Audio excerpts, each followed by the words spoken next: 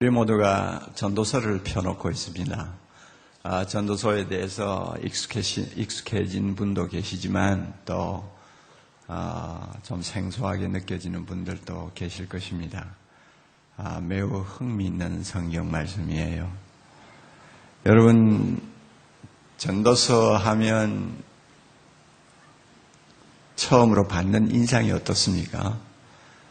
인생의 허무주의를 상당히 강조하고 있는 교과서와 같은 성경이다. 아마 여러분이 그렇게 생각하고 또 그런 인상을 받을 것입니다. 전도서 초두의 1장 2절 보면 헛되고 헛되고 헛되고 헛되며 모든 것이 헛되도다. 그래서 그 헛되는 것은 바람을 잡는 것과 같다. 이런 말씀으로 줄줄이 이어지거든요. 이 전도서를 원래 쓴 원문이 히브리어인데요.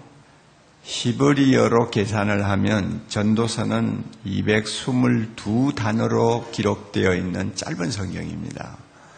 222단어 가운데서 헛되다는 말이 30번 이상 거의 40번 가까이 나오니까 전도서에 대한 인상을 우리는 허무주의를 노래하는 성경이다 하는 그런 인상으로 받을 가능성이 참 많아요.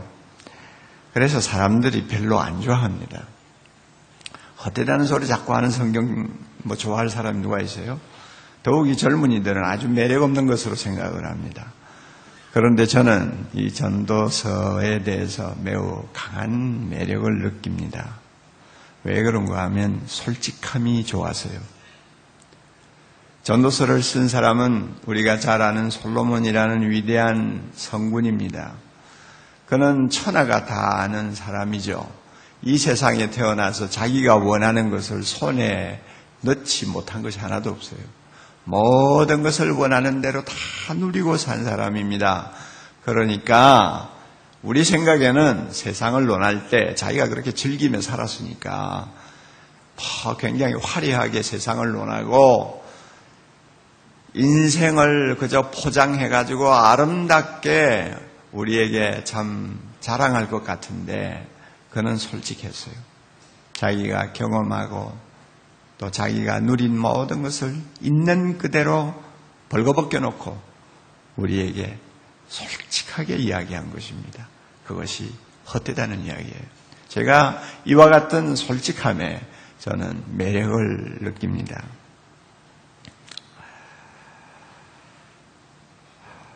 어떤 사람은 솔로몬의 이와 같은 솔직함에 대해서 오해를 하는 것 같아요. 왜 솔로몬이 자꾸 인생을 헛되다 하고 노래를 했느냐? 그가 젊었을 때 한참 광이 날 때 그는 하나님을 떠난 사람이었다. 그래가지고 신앙생활 제대로 못한 것이 분명한데 그가 그렇게 신앙생활을 제대로 못하다 보니까 인생이 허무하게 보였던 것이야. 그러니까 신앙이 좋으면은 인생은 그렇게 헛된 것이 아니야. 이런 의미에서 솔로몬은 좀 지나친 사람이야. 이렇게 좀 말을 하는 분들이 계세요. 저는 정직하지 못하다고 생각합니다. 신앙이 좋은 사람에게는 세상은 헛되지 않습니까? 헛되지 않는 것처럼 과장은 할 수 있을지 모르지만 인생이 정말 헛되지 않나요? 신앙이 좋은 사람에게나 신앙이 나쁜 사람이나 헛되기는 마찬가지예요. 로마서 8장 21절 이하에 보면 피조물도 탄식한다고 그랬어요. 또 성령의 처음 익은 열매가 된 우리들, 구원받은 우리들도 속으로 탄식한다고 그랬어요. 왜 탄식하느냐? 썩어짐의 종로로 단돼서 우리 모두가 해방되기 위해 탄식한다고 그랬어요. 썩어짐의 종로로시라는 것을 전도서의 용어로 바꾸면 헛되다는 말이에요. 헛된 세상에서 우리가 자유함을 얻기 위해서 벗어나기 위해서 빨리 해방되기 위해서 우리는 날마다 이 헛된 세상에서 탄식하고 있다고 그랬어요. 신앙이 좋으면 세상은 헛되지 않고 행복하게 보이나요? 정직하지 않다고 저는 봐요. 여러분 구약 초두에 가보면 아담의 둘째 아들 아벨이라는 사람이 등장을 합니다.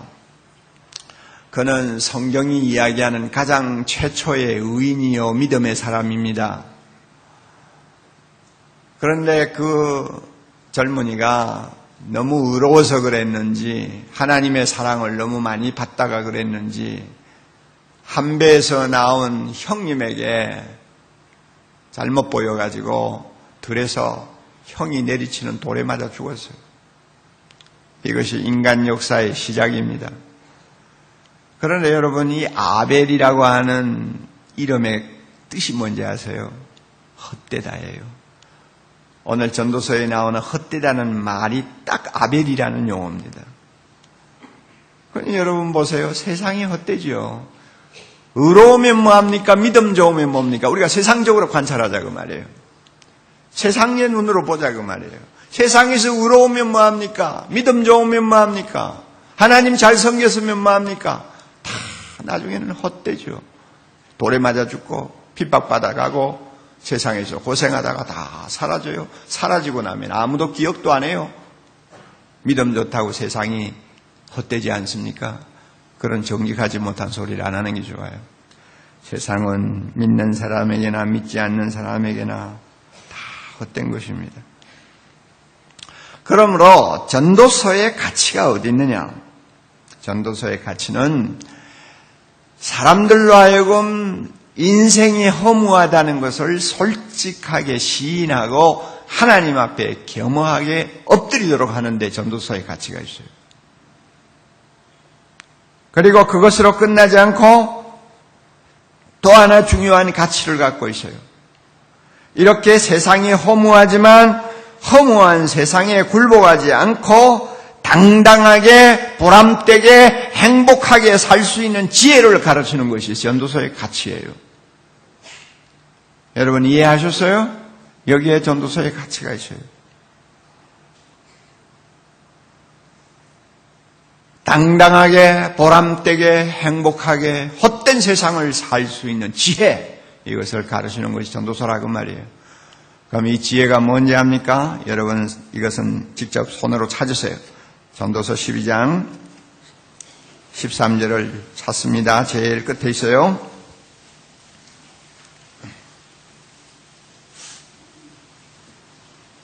우리 12장 13절 다 같이 큰 소리로 읽습니다.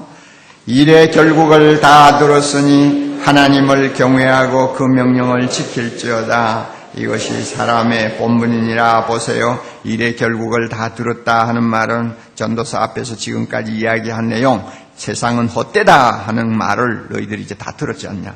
세상이 헛되다는 것을 다 알았지 않느냐? 이제부터 어떻게 할 거냐? 하나님을 경외하라. 그 명령을 지킬지어다. 이것이 세상을 사는 지혜니라. 헛된 세상을 사는 지혜니라 하는 말씀이에요. 이 경외라는 말, 하나님을 경외한다는 이 경외라는 말은 글자 그대로 말하면 하나님을 두려워하면서 높이 받드는 것을 경외라고 합니다. 그런데 이것은 구약적인 용어인데요. 신약적인 용어로 우리가 좀 이 말을 좀 더 폭넓게 풀면 우리가 하나님을 나의 창조자로 고백하고 예수님이 나의 구원자로 고백하고 이제 그분을 믿으며 그분을 순종하며 그분을 기쁘게 하는 신앙생활 전체를 일컬어서 하나님을 경외한다 하는 말로 표현합니다. 그러니까 우리 저나 여러분이나 지금 예수 잘 믿어보려고 열심히 노력하고 있는 모든 신앙활동 전체를 일컬어서 하나님을 경외한다 하는 말로 우리는 표현할 수 있습니다. 이것은 인생 최고의 지혜입니다. 어린아이가 집에서 부모 밑에서 사랑받고 자랍니다. 그 어린아이가 행복하기 위해서 그 어린아이에게 가장 필요한 지혜가 뭡니까? 자기를 키워주는 부모의 마음에 들도록 순종하고 그 부모를 기쁘게 하면서 잘 자라는 거 아니에요? 그 이상 어린아이에게 더 큰 지혜가 없죠. 마찬가지예요. 오늘날 우리에게 큰 지혜가 뭡니까? 우리를 창조하신 하나님의 마음에 드는 거예요. 우리를 위해 십자가에 죽으시고 우리를 죄에서 구원해 주신 예수 그리스도를 기쁘게 하는 것입니다. 그래서 항상 나를 만드신 하나님, 나를 구원하신 예수님을 어떻게 하면 내가 항상 사랑할 수 있을까? 어떻게 하면 그분을 기쁘시게 할 수 있을까? 어떻게 하면 그분에게 순종할 수 있을까? 어떻게 하면은 그분의 뜻대로 헛된 세상 하면 제대로 살아볼까? 하는 생각을 갖고 늘 주님을 바라보는 이 마음 자세를 일컬어서 뭐라고 한다고요? 경외한다 하는 말로 하는 것입니다.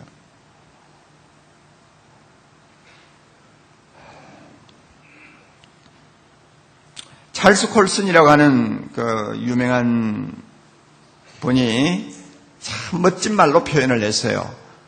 하나님을 경외한다는 것을 뭘로 표현했느냐 하면 하나님께 주파수를 맞추는 것이다 이랬어요. 실감나죠? 하나님께 주파수를 맞춘다. 우리 라디오를 옛날에 켤 때 그랬잖아요. 예, 막 돌리잖아요. 왜 돌려요? 라디오 주파수가 맞아야 소리도 선명하게 들리고 내용도 정확하게 알 수 있으니까. 주파수가 안 맞으면 찍찍찍찍하고 뭐 잡음이 나고 잘 안 들리잖아요. 주파수를 정확하게 맞추는 거. 하나님을 경외하는 게 뭐냐? 하나님께 우리의 주파수를 정확하게 맞추는 거. 성경 말씀을 놓고 하나님이 나에게 원하시는 게 뭘까? 오늘도 하나님이 나에게 명령하는 게 무엇일까?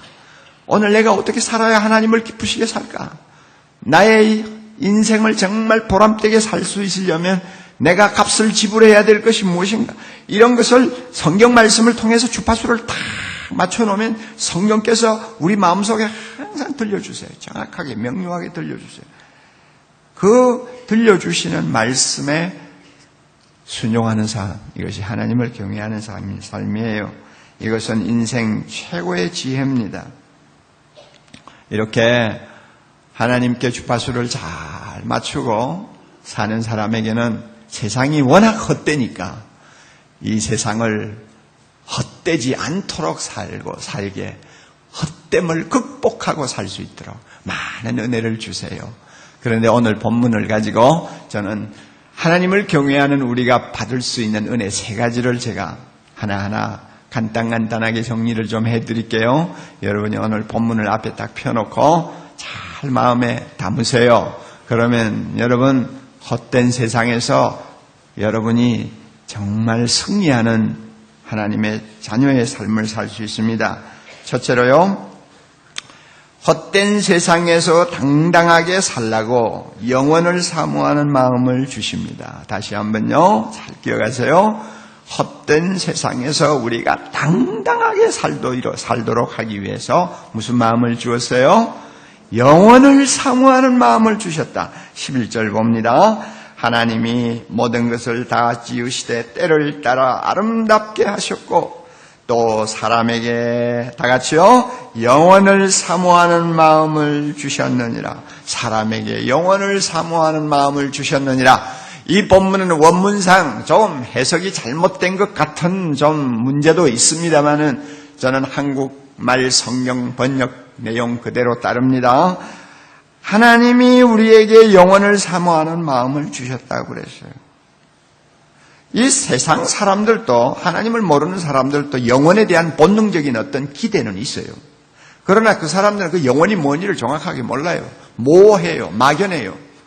그러나 하나님을 경외하는 사람, 하나님께 주파수를 딱 맞추고 살기를 원하는 사람에게는 하나님이 영원에 대해서 명료하게 가르쳐 줍니다. 손바닥 보듯이 무엇이 영원이며 우리는 그 영원을 어떻게 얻을 수 있는가를 선명하게 말씀을 가지고 예수님의 말씀을 가지고 우리에게 가르쳐 줍니다. 베드로전서 5장 10절 보면 은혜의 하나님이 그리스도 안에서 우리를 부르사 자기의 영원한 영광에 들어가게 하셨다 그랬는데요. 우리 하나님이 우리를 예수님 이름으로 불렀잖아요. 그리고 자기 자녀 삼으셨는데 그 이유가 뭐냐면 영원한 영광. 누구의 영원한 영광? 하나님 자신이 누리고 계시는 영원한 영광에 들어가게 하셨다 했으니까 하나님이 우리를 구원하신 목적이 그 영원한 영광을 주려고 구원한 것이거든요. 그러니까 우리는 예수님을 통해서 말씀 들고 그 영원이 뭔지 정확하게 알아요. 영원한 것이 어디에 있는지도 알고요. 어떻게 그것을 얻을 수 있는지 알아요.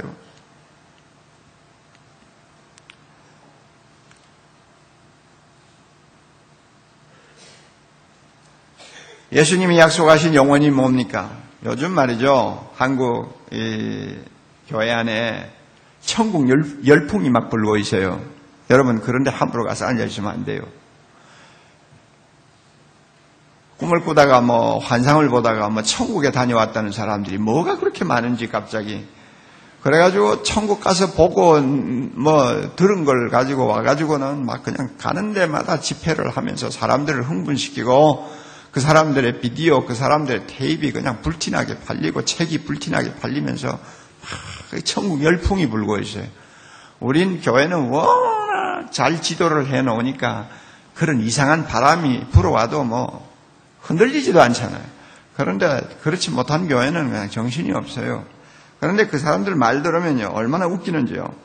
천국에 가보니까 천국에도 세상처럼 빈부격차가 참 많더래요. 세상에 참 이런 소리를 하는 사람 다 있어요. 거기에 가니까 어린이 천국이 있고 수용소 천국이 있고 개발지역 천국이 있더래요. 개발지역 천국이 아마 강남인가 봐요. 참네. 여러분, 이런 소리를 떠들면서 사람들을 현혹시키는 사람들이 오늘 한국교회 안에 지금 야단을 친다고 말이에요. 내용이 너무 천박하고 세속적이에요. 성경이 이야기하는 영원한 나라가 아니에요. 이 세상에서 욕망을 채우지 못한 사람들로 하여금 대리만족을 시키기 위해서 천국 이야기를 자꾸 하는 것 같아요. 그러니까 나중에는 결국 어떻게 됩니까? 현실을 도피하게 만들고 사람들로 하여금 헛된 세상에서 더 초라하게 만들어버리는 거예요. 이게 오늘날 현실이란 말이에요. 예수님이 우리에게 약속하신 영원한 나라는 그런 곳이 아니에요.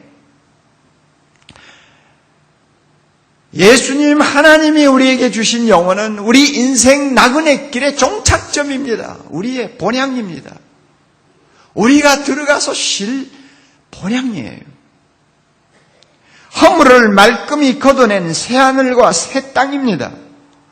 오직 하나님과 우리를 위해 죽으신 어린 양만이 우리의 완전한 만족이 되는 곳입니다. 그 이상의 다른 말로 그것을 우리가 설명할 수가 없어요. 계시록 21장 4절 이하에 보면 모든 눈물을 씻어주신다고 그랬어요. 그 말 한마디면 끝나는 거 아니에요? 헛된 세상에서 우리가 흘린 모든 눈물을 하나님이 다 기억하시고 씻어주신다. 사망이 다시는 그곳에 따라오지 못한다. 애통하는 것이나 고가는 것이나 아픈 것이 그곳에 없다. 그러면 벌써 주님이 주시는 그 영원한 나라가 어떤 곳인가를 대충 우리는 다 짐작하지 않아요. 곡하는 것이나 애통하는 것이나 아픈 것이 없다. 얼마 전에 우리 교회 김윤희 권사님이 세상을 떠나셨잖아요. 그분은 암 때문에 오랫동안 투병을 좀 하셨어요. 그러나 항상 얼굴에는 웃음이 떠나지 아니하고 병과 싸우면서도 항상 명랑하셨어요. 그래서 몸이 조금만 괜찮으면 항상 교회를 나와서 예배 드리고 그랬어요. 그랬는데 결국 하나님이 데리고 가셨어요. 60대 초반의 나이에 하나님이 데리고 가셨는데 그 따님이 너무너무 엄마가 그리워가지고 잠을 못 자고 괴로워하니까 어느 날은 꿈에 어머니를 만난 거예요. 어디서 만나느냐? 두 사람이 구름 위에서 만났어요. 굉장하죠? 꿈을 꿔도 그런 꿈을 꾸면 신나죠. 구름 위에서 엄마하고 만난 거예요. 자기 엄마가 자기 뺨을 어루만져주면서 애야, 여기는 아픈 데가 없어서 너무너무 좋아. 아픈 데가 없어서 너무너무 좋아.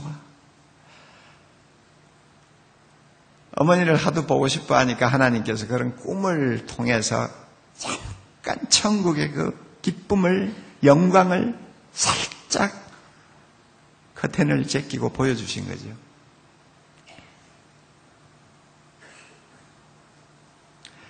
여러분, 전도서 1장 8절 이하를 집에 가서 보세요. 거기 보면요, 헛된 세상에는 세 가지가 없다고 그랬어요. 만족이 없다고 그랬어요. 새 것이 없다고 그랬어요. 기억됨이 없다고 그랬어요.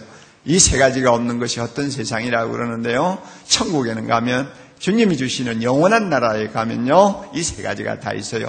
영원한 만족이 있습니다. 할렐루야. 영원한 새 것이 있습니다. 할렐루야. 영원히 기억됨이 있습니다. 할렐루야.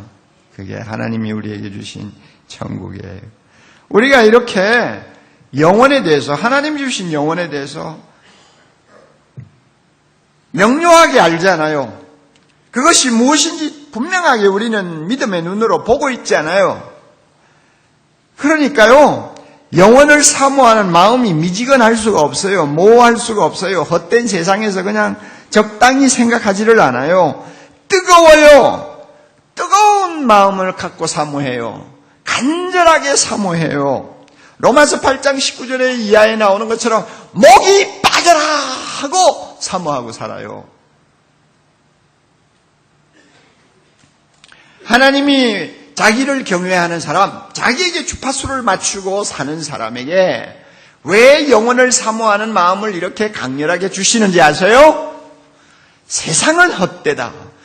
헛된 세상의 영광에 잘못하면 우리가 쏟고 다칩니다. 하나님이 그거 싫어하는 거예요. 자기 자녀가 헛된 세상에서 다치고 쏟고 절망하는 거 보기 싫어하는 거예요.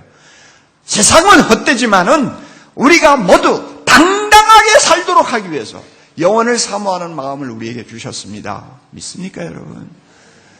영원한 하나님 나라가 기다리는데, 현재의 고난과 비교할 수가 없는 하나님의 영원한 나라가 기다리는데 왜 세상에서 주눅이들어 삽니까? 내가 작은 집에 살면 어떻고, 내가 좀 성공하지 못했으면 어땠고, 내가 다른 사람 보기에 좀 초라하면 어때요? 못났으면 어때요? 머리가 좀 둔하면 어때요? 영원한 나라가 기다리고 있는데, 그러니까 이 세상에서 당당하게 살 수 있다 그 말이에요. 당당하게 걸어갈 수 있다 그 말이에요. 하나님은 우리 모두가 이 헛된 세상에서 당당하게 살기를 원합니다. 믿으시기 바랍니다. 당당하게 살기를 원합니다. 아무리 피곤해도, 아무리 가난해도, 아무리 성공하지 못해도 거기에 주눅들지 말고, 다른 사람하고 비교하지 말고, 영원한 나라를 바라보고 뚜벅뚜벅 한 걸음 한 걸음 걸어가는 하나님의 자녀답게 당당하게 살아라. 이것이 세상을 사는 지혜자의 모습이니라 하고 가르쳐주는 것입니다. 믿습니까? 우리 모두가 그렇게 살기를 바랍니다. 두 번째로요,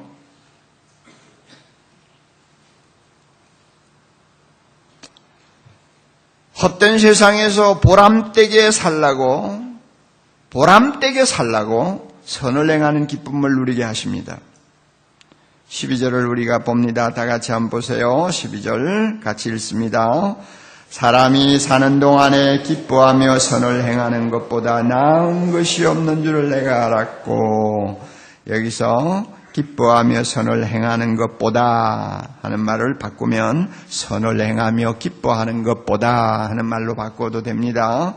그런데 이게 얼마나 보람된 것이냐 하면 나은 것이 없다. 세상에서 이것보다 더 보람되고 나은 것이 없다고 말해요.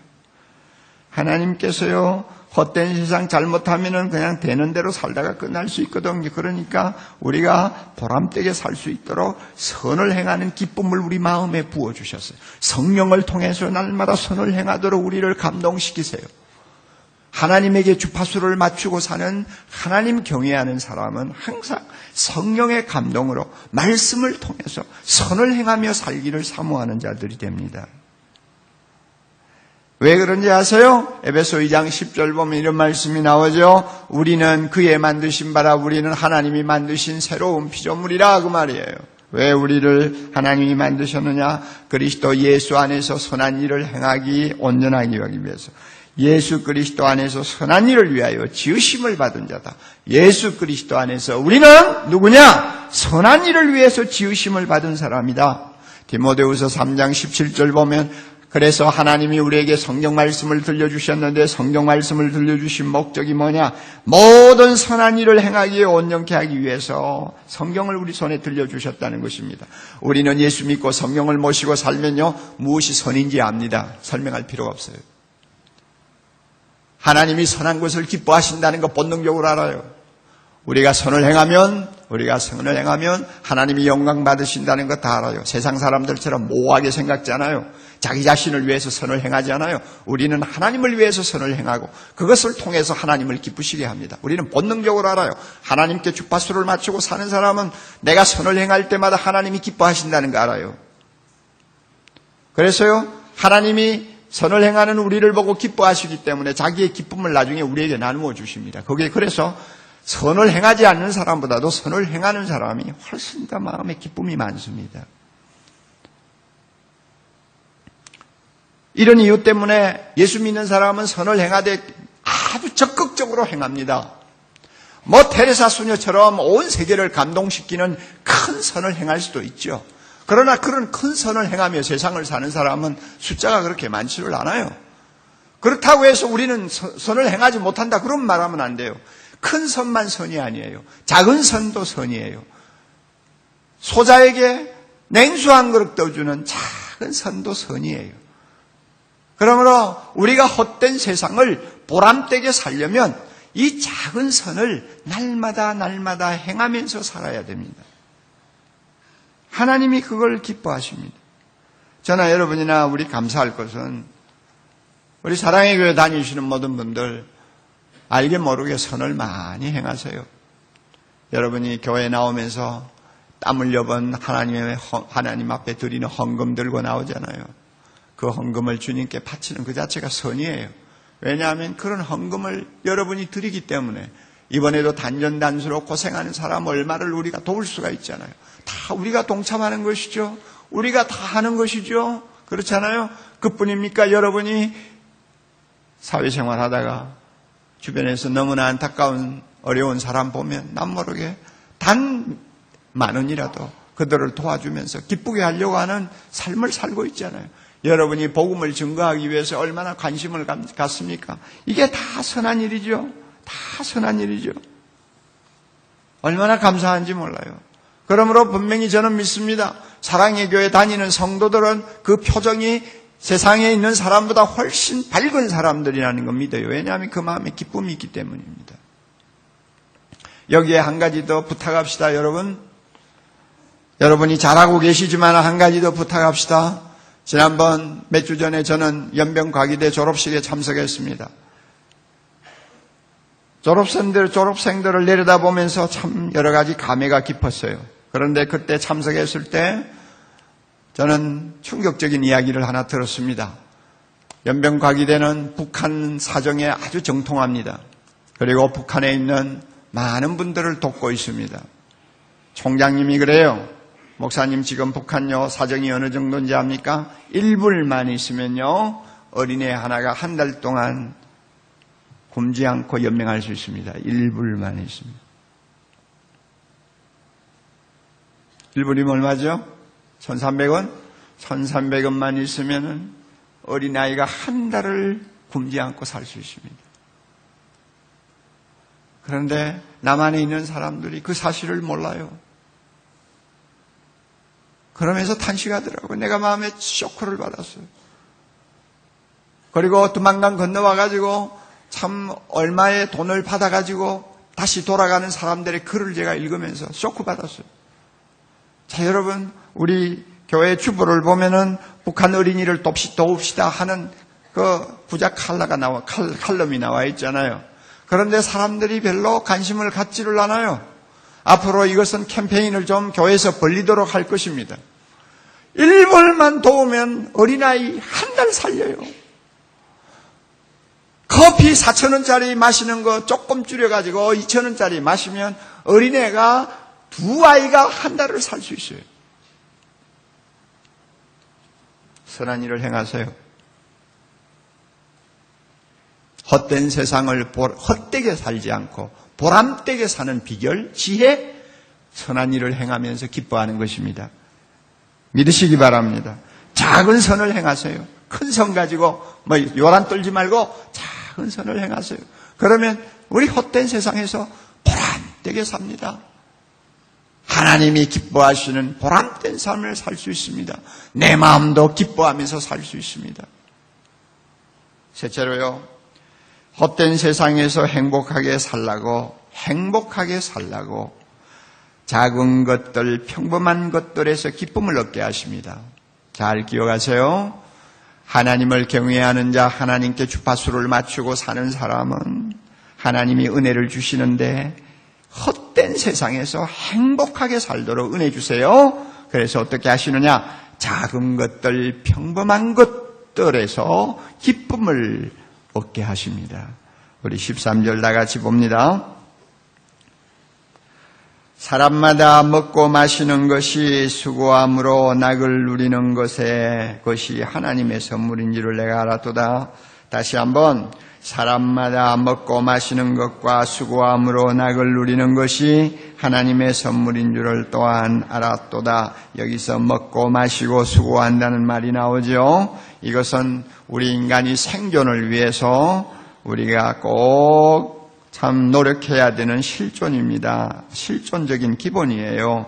원초적인 기쁨입니다. 아담이 에덴 동산에 살 때도 이랬습니다. 하나님이 땅을 경작하게 만들었어요. 그리고 에덴 동산에서 자라는 모든 것을 먹고 마시도록 했습니다. 선악과를 제외하고는 무엇이든지 마시며 먹으며 즐기게 했습니다. 그래서 먹고 마시고 일하는 것은 인간의 기본적이고 원초적인 기쁨이라고 말할 수가 있습니다.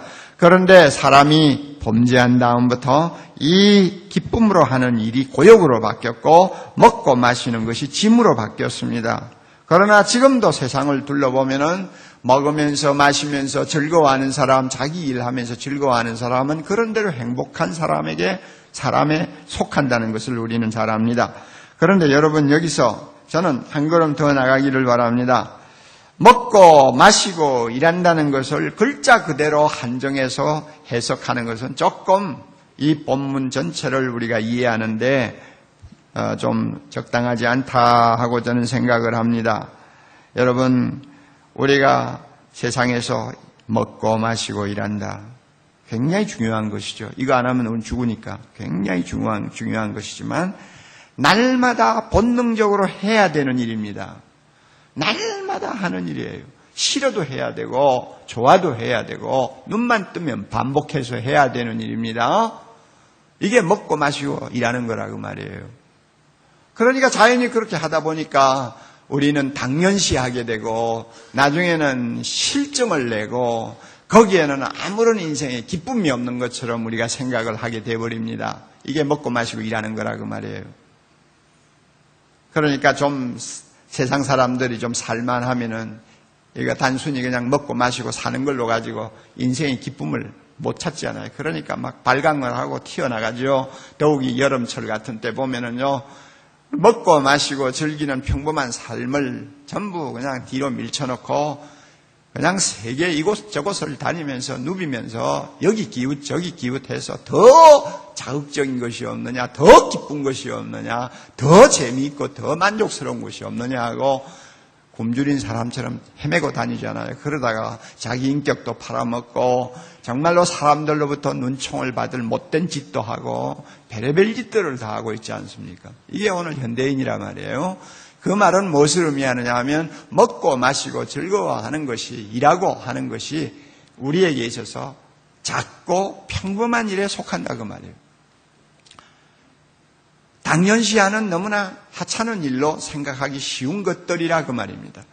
그러므로 먹고 마시고 수고하는 것으로 즐거워하는 것보다 더 나은 것이 없다 하는 말을 바꾸면 우리가 날마다 습관적으로 반복하는 평범한 일들, 작은 일들을 우리가 즐겁게 하는 것보다도 이 세상에서 더 나은 것이 없다. 그러므로 이 세상을 행복하게 살기를 원하느냐? 내 주변에 깔려있는 작은 것들, 평범한 것들을 통해서 기쁨을 누리는 삶을 추구하라 그 이야기입니다.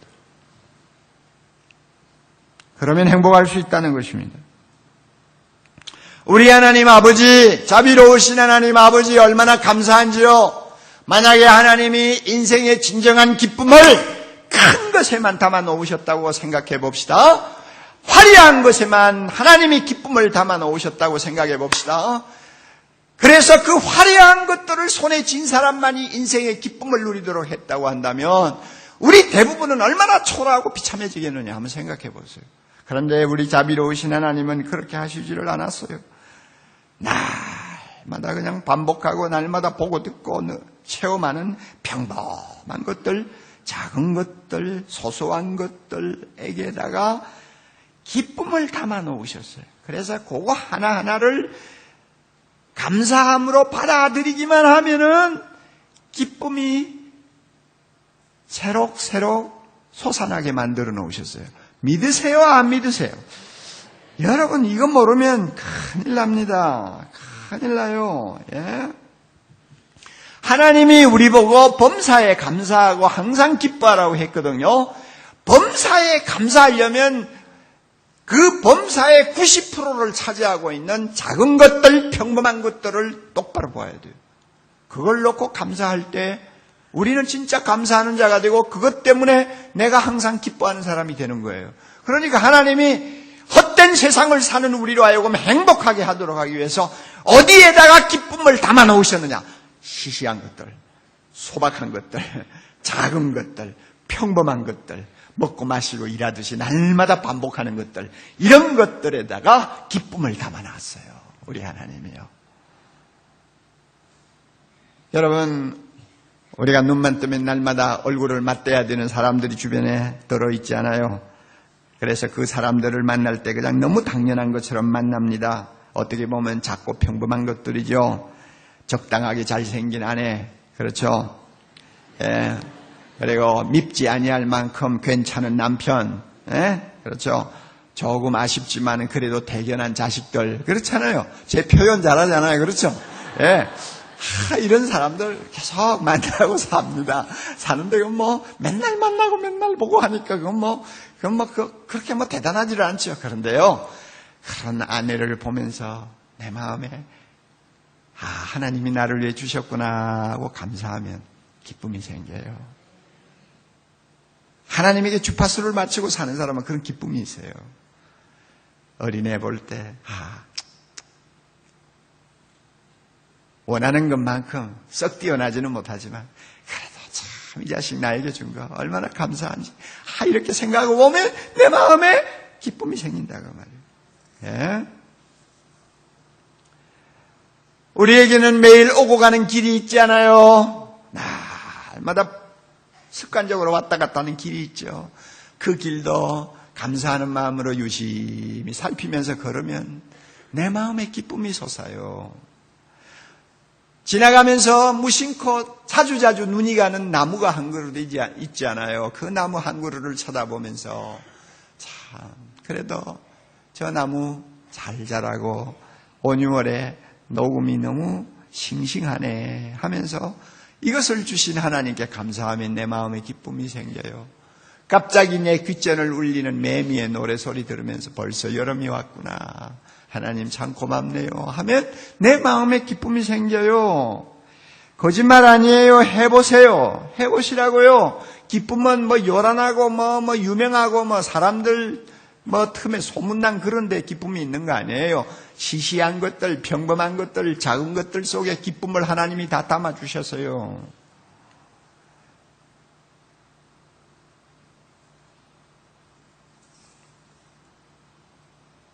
이런 평범하고 작은 것들이 우리 주변에는 너무 많습니다. 그런데 작고 평범한 것들 안에 기쁨을 남겨놓았기 때문에 그것을 감사함으로 받으면 행복해질 수 있다 하는 것은 성경 말씀의 진리만이 아니에요. 오늘날 과학적으로도 이미 입증이 된 사실입니다. 오늘날의 심리학이라고 하는 잡지가 있어요. 그 잡지 현대호에 벌써 최근호에 말이죠. 그 사실을 밝혔어요.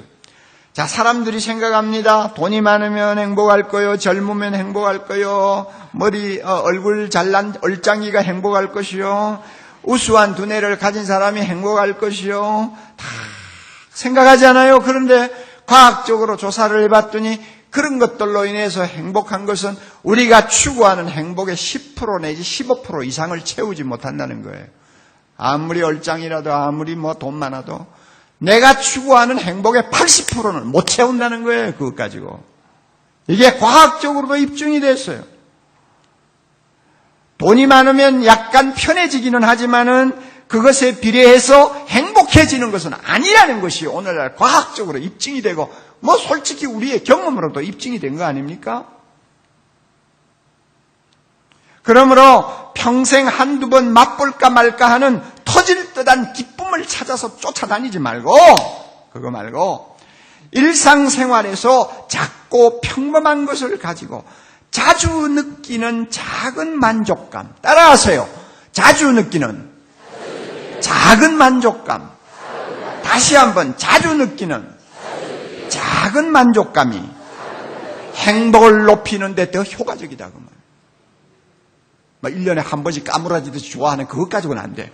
매일매일 작고 평범한 데서 행복을 느끼는 그 느낌이 자꾸 축적이 될 때 그때 내가 살맛이 나는 거예요. 예? 작은 것에 감사하면서 사는 것이 행복의 비결이란 말이에요. 그런데 오늘날 우리의 고민이 어디 있느냐 하면 이론적으로는 통해. 그렇겠다. 고개도 끄덕끄덕해. 더욱이 하나님을 잘 믿는 사람은 금방 받아들입니다. 그 말이 사실이니까 진리니까 받아들이는데 근데 실상 그게 잘 안 된다는 게 고민이에요. 모든 것을 당연시하고 대수롭지 않게 넘기니까 거기에 감사가 잘 안 되고 그것으로 인해서 기뻐하지를 못하는 것이 우리의 현실입니다. 아동문학가 고연욱 씨라고 하는 분이 계세요. 이미 중년 작가인데요. 그런데 그분은 하반신을 못 쓰는 1급 장애인입니다. 그분이 쓴 글을 제가 보면서 참 마음에 좀 와닿는 게 있었어요. 그분이 그랬어요. 자기가 다시 태어난다면 장애인의 삶을 또 살고 싶지는 않다 그랬어요. 당연하겠죠. 그러나 지금 살고 있는 아내와는 또다시 만나서 살고 싶다.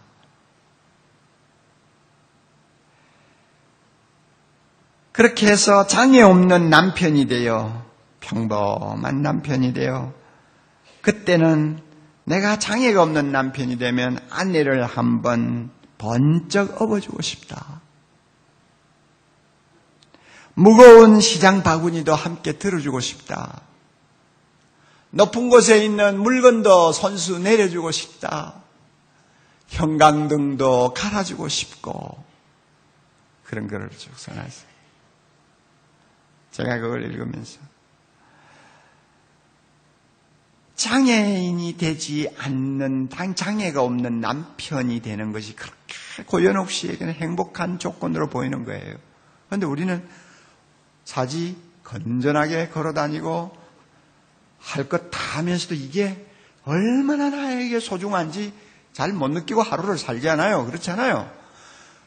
우리는 사랑하는 아내를 한번 안아주는 거, 막 업어주는지는 모르지만은 안아주는 거, 참 그래도 정말로 사랑해서 덩어리를 두들겨주는 거, 그거 그렇게 행복하다고 느끼지 않잖아요. 너무나 그냥 시시하고 당연한 것처럼 생각되니까 우리는 아내가 시장 봐오는데 무거운 바구니 옆에 가서 같이 들고 걸어오는 그 행복감을 행복이라고 보지 않잖아요. 시시하다고 보지 않아요. 형광등 갈아주는 거 우리는 뭐 얼마든지 갈아주죠. 그러나 그것을 못하는 장애인 남편이 볼 때는 너무너무 큰 행복으로 보이는 거예요. 왜 우리는 이런 것들을 행복하게 보지 못할까? 왜 기뻐하지 못할까? 너무 당연시하기 때문에 그래요. 작은 것에 하나님이 담아놓으신 그 기쁨을 우리가 놓치고 있기 때문에 그래요. 우리 모두가 좀 자기를 돌아볼 필요가 있습니다. 그런데 믿음이 좋은 사람, 참 믿음으로 살려는 사람은 좀 다른 데가 있더라고요. 여러분이 정명훈 씨라고 하면 기억나시죠? 세계적인 지휘자 아닙니까? 뭐 그 사람이 어느 정도 대단한지는 밖을 나가봐야 알아요. 우리 한국에서는 잘 몰라요. 그만큼 대단한 사람입니다. 그 정도면은 흔히들 보듯이 더 즐길 수 있는 무엇을 추구하다가 사고를 칠 만도 한데 그렇지를 않아요. 그렇지를 않아요. 그분이 믿음이 좋은 사람인 것을 저는 한 16년 전에 알았어요. 로마 이태리에서 집회를 인도할 때 제가 인도하던 교회, 그 교인이었어요. 그 바쁜 연주 시간을 자꾸 뒤로 미루면서 틈틈이 집회마다 와서 앉아 계시더라고요. 제일 앞자리에 앉아 계셔요. 그래서 야, 이 양반 믿음이 굉장히 좋은 사람이구나 하는 걸 알았어요. 그런데 그 뒤로도 계속 지켜보니까 정말 믿음의 사람이에요. 기도하는 사람이에요. 그러니까 뭔가 달라요. 그가 최근에 쓴 책을 제가 읽어봤어요. 그는 이미 50대의 남자입니다. 자기보다도 5살 연상의 부인하고 살아요. 그리고 제가 볼 때 그 부인이 그렇게 절세 미인이 아니에요. 평범이에요. 그런 부인하고 살아요. 그런데도 그가 쓴 글이 저를 참 충격을 주었습니다. 아내와 아이들의 얼굴을 대할 때마다 나는 이들이 내 인생의 기적이라는 생각밖에 들지 않습니다. 참 기가 막힌 이야기죠. 우리 가족이 특별히 잘나서가 아니라 그들과 함께하는 내 삶이 너무나 행복하기 때문입니다. 가족과 함께 있으면 나는 내가 음악가라는 정체성도 잊어버리고 지휘자라는 사명감도 잠시 잊어버립니다. 가족과 함께 있는 그 시간에는 나는 세상을 다 가진 듯 만족하고 행복합니다. 여러분, 이 사람이 지혜자입니다. 헛된 세상을 행복하게 사는 비결을 터득한 사람이에요. 소박하고 평범하고 작아 보이는 가족들, 그 소박한 거기에서 행복을 찾는 거예요. 기뻐하는 거예요. 왜 우리는 그게 안 됩니까? 9장 9절 우리 한번 넘어갑시다. 9장 9절 다 같이 읽습니다. 9장 9절 내 헛된 평생에 모든 날 곧 하나님이 해 아래에서 내게 주신 모든 헛된 날에 사랑하는 아내와 함께 즐겁게 살지어다. 이는 내가 일평생에 해 아래에서 수고하고 얻은 분복이라. 정명훈 씨는 이 말씀대로 사는 거죠. 한 가지 꼭 기억하십시오. 만약에 우리가 작고 평범한 것들 속에 하나님이 담아두신 기쁨을 얻어내면서 행복하게 살지 못하면 우리는 이 헛된 세상에서 행복하기를 포기한 사람이라는 것 알아야 됩니다.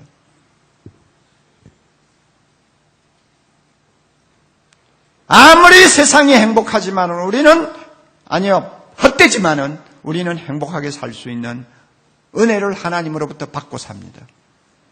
이 사실을 꼭 명심하시기 바랍니다. 오늘 설교가 조금 복잡할지 모르겠어요. 정리합시다. 이 세상은 믿는 자에게나 믿지 않는 자에게나 헛됩니다. 여기서 엉뚱한 소리 하면 그거는 정직하지 못한 사람이에요. 그러나 이 헛된 세상을 하나님께서 좀 더 밝게 살도록 하기 위해서 세 가지 은혜를 주신다고 했습니다. 첫째는 뭡니까? 우리가 당당하게 살도록 하기 위해서 무엇을 사모하는?